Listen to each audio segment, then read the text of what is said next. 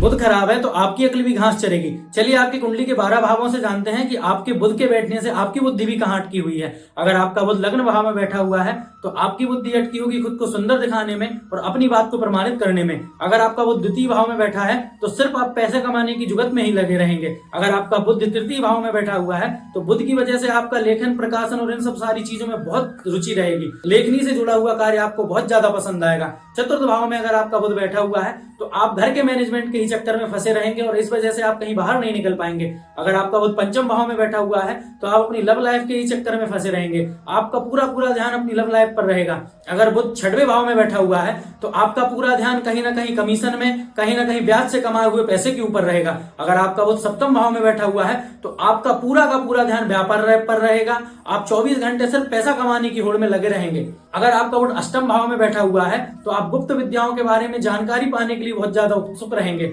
अगर आपका बुध नवम भाव में बैठा हुआ है तो आप बहुत ज्यादा धार्मिक तर्क वितर्क करने वाले पर्सन बन जाएंगे। अगर आपका बुध दसम भाव में बैठा हुआ है तो आप जहां भी काम करेंगे, आप जिस भी ऑफिस में काम करेंगे, वहां एक्सटर्नल कमाई करने के चक्कर में हमेशा पड़े रहेंगे। ऑफिस में होने वाली कानाफूसी में आप सबसे पहले हो जाएंगे। अगर आपका बुध 11वें भाव में बैठा हुआ है तो आपका ध्यान पूरी तरह से सिर्फ इस चीज पर रहेगा कि मुझे किस व्यक्ति से लाभ है और किस व्यक्ति से नुकसान है, या किस मित्र से सिर्फ मुझे फायदा है और किस मित्र से मुझे कोई लाभ नहीं है। अगर आपका बुध 12वें भाव में बैठा होगा तो आप अपनी सेल्फ इमेज को लेकर के बहुत ज्यादा प्रोटेक्टिव होंगे। आप ध्यान रखेंगे कि कौन आपके बारे में क्या बात करता है, लोगों के सामने आपकी कैसी इमेज है, और हमेशा आप अपनी इमेज बिल्डिंग में ही लगे रहेंगे।